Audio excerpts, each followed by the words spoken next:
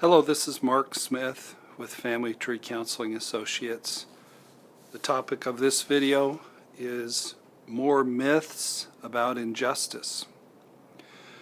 Those of you who saw one of my videos last week, you know it was entitled Myths About Relationship Injustice, and much of the video was me reading an email from a man I called Frank, and Frank is from Europe, and I went through and answered his questions. I got another email this week and actually have another one for another video today, and I'm simply going to go through and respond to Frank's very articulate, very well spoken, very emotionally intelligent questions. Frank writes, Mark, thank you for your kind response. I wish to share a few more words about this feeling of injustice that resides within me. I would like to reiterate that it is really difficult to find useful information on that topic. I think Frank found the video that I shared with him and with you quite helpful. Now, I don't consider myself totally helpless about this feeling of injustice. It was just that for a while I was noticing that I can only give about 60% of my normal full performance. When I got into situations in which I know I could perform much more wholeheartedly in my past, I suddenly felt scared and with a lack of self-confidence, or with a lack of confidence in a world where positives and fair things happened. Let me stop there and address Frank. Frank, one of my favorite poets is a poet named David Whyte, W-H-Y-T-E. And he, in one of his CDs, discusses burnout and tiredness of spirit. And he sought out one of his good friends, a Jesuit priest and also a fellow poet, and they sat down around glasses of wine, and he said, tell me of burnout and workaholism. Tell me what the answer is. And this wise man said, not what you would expect him to say. Most of us would say, if you're burned out, you need a vacation. You need rest. And he said, the antidote to burnout is not rest. The antidote to burnout is wholeheartedness. And it is hard to have wholeheartedness if you don't believe that the world is fair and you don't believe that the world is safe. And I'm here to tell you that the world is a lot more fair and a lot more safe than a lot of people think it is. And I think it's a lot more fair and safe than Frank here experiences it as. The truth is, at least in my life, I would say 99% of the pain that I experience is self-inflicted. I pick relationships. I don't set boundaries. I don't recognize people for who they're telling me they are. I fan the flames of their reactivity. I don't see stuff coming. I provoke people with my own dysfunction. I do a lot of things that contribute to my own demise and my own self-sabotage. And when I really analyze my life, about 99% of my issues My pain, I set it up and I'm responsible. And that's a refreshing thought because I can fix me, I can work on me. But if the world is just that unpredictable and unsafe, well, we can't do anything about that. Now, I'm not saying that injustice never occurs.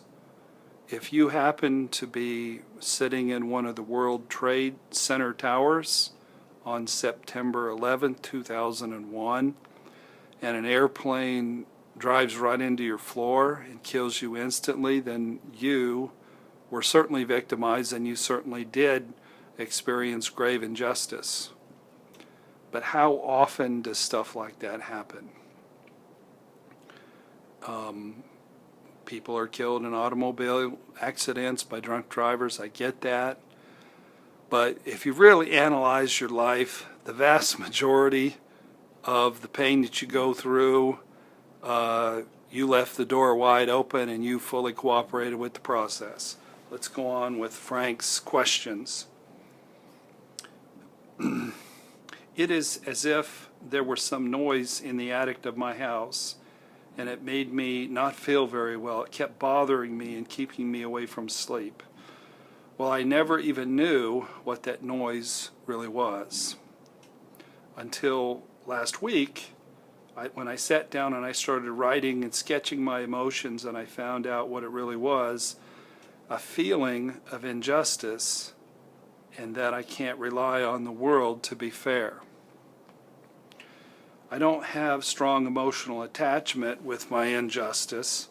I think that it's just a thought that regularly and currently resides in my head and feeds itself on my attention and myself repeating my drama story. I am pretty sure that in some time this feeling will be gone. I don't really know how such things happen, but I have experience in my life that things somehow pass. At the same time, it is as if the thing that was causing the noise in the attic is not unknown anymore. It is much different if you hear something in the attic and do not know who it was or what it was. It might have been Martians, in fact. Or if you know that it was a mouse. So once you know that it's mice, there's less fear and things aren't abstract or spiritual anymore, and there are ways to deal with mice that aren't all that frightening.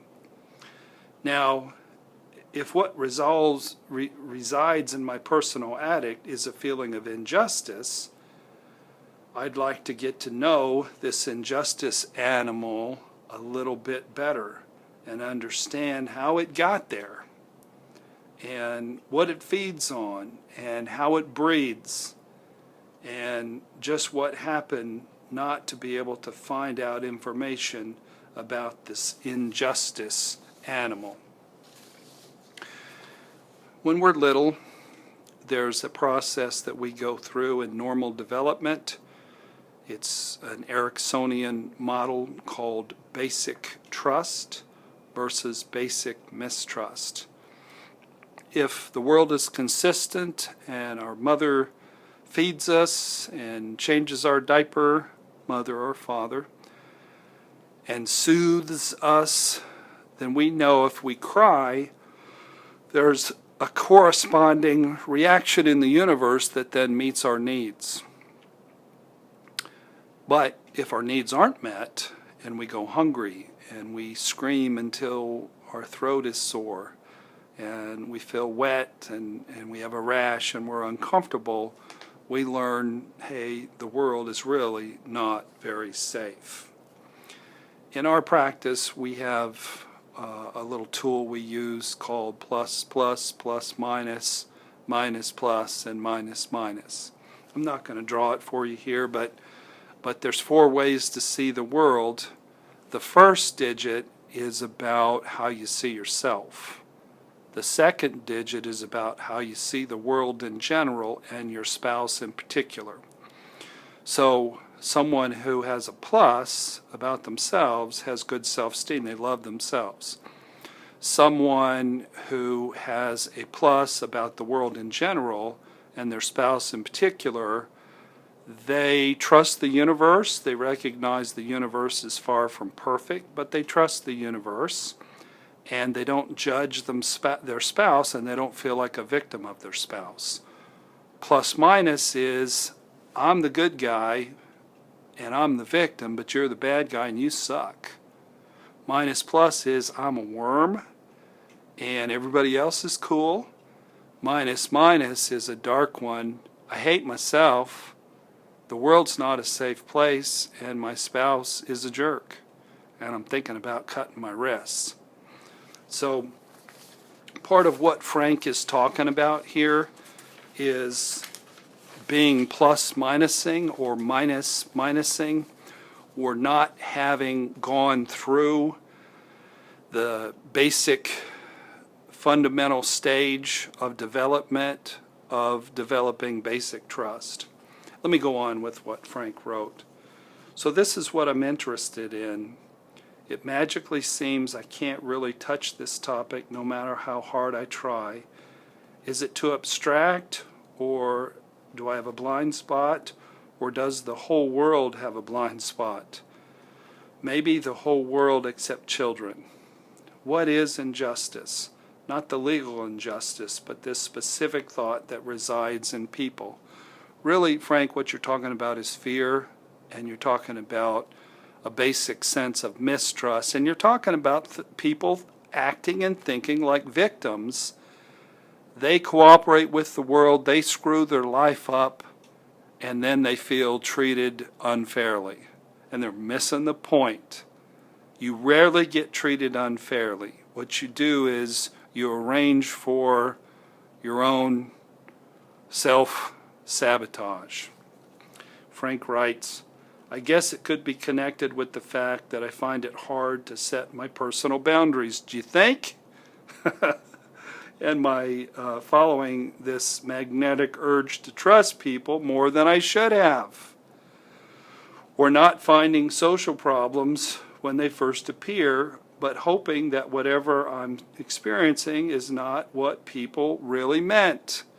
There's an old saying, if someone tells you who they are, believe them the first time. Let's see. Or not fixing, okay, I think I read that. Whatever I'm experiencing is not what people really meant, because of my belief that people are good on the inside, or they would correct their behavior problems. And then I feel let down. It is a mix of shame and codependency. It does take two to tango, and I know I myself am 50% of the equation. At the same time, I really get inspired by Viktor Frankl's experience of his spiritual freedom from inside a concentration camp. Did he feel injustice? But he wasn't overwhelmed by it.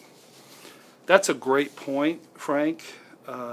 Here's a man who felt free, even though he was experiencing great injustice by being captivated in a concentration camp. But he had peace and he had faith because those positives resided within him. And then there's people who go to Disneyland, the happiest place on earth, and they're miserable for a week because they're waiting in long lines and it's hot. And they're there to be happy, but they're utterly and completely miserable. You can carry sunshine in your spirit, or you can carry a dark cloud in your spirit, no matter where you're at, no matter what you're doing. There's a biblical story of Joseph. He was his father's favorite. His father gave him a coat of many colors. His brothers were jealous, and his brothers sold him off into slavery, into Egypt. So Joseph certainly could have become very bitter and just lashed out at the world and given up and been a jerk, but he had faith and he was positive, and he didn't let the injustice of his situation turn him sour and turn him into a victim. So he got to Egypt, and he was purchased by a fellow and put to work in Potiphar's house. Next thing you know, Potiphar's wife wants to have sex with him. And he does the right thing, and he spurns her advances. She says that he tried to rape her, and off he goes to jail. Talking about going from the frying pan into the fire. He's doing everything right. Next thing you know, he's in jail. But did he become bitter? No. He had a right attitude, and he carried sunshine in his spirit, and next thing you know, he's running the jail. And the people in the jail, one day there's a prisoner that comes down, he hears that Joseph can interpret dreams, and that information is then shared with the Pharaoh, and he summons Joseph, and Joseph interprets his dreams, and it resonates as truth. Next thing you know, Joseph is running the country, and his brothers show up. So here he was treated with great injustice. It landed him in jail. It kept him from his family. His brothers show up. He could have cut off all their heads right there, but he said, you meant it for bad, but God meant it for good. And that's another one of the attributes of a plus person, is they are spiritual and they have a relationship with a higher power. And sometimes I go through things. Last year I went through some physical things that were just awful, and I just assumed that God had a plan, that he was trying to perfect some character in me, and I kept faith, and I tried not to become overly bitter and sour about my health problems. Let me finish up with Frank's email. So, is injustice one of the primary feelings like fear and sadness caused by certain events or social interactions, or is it something more complex, or something that should be expressed as anger but more suppressed? Just as they say, war is the continuation of political activity by another means, I think anger is often continuation of love by other means. Because when hurt in love, it is easy to deal with and express anger than to show pain and emotional woundedness, which is the thing to do, to show your heart, to show vulnerability, to have a good cry. It feels safer to be angry as well. I guess in my case, I have had a childhood where I never was allowed to express any negative feelings, especially not anger. So maybe I even suppress anger, and when it turns out as injustice, I'd really like to understand this better.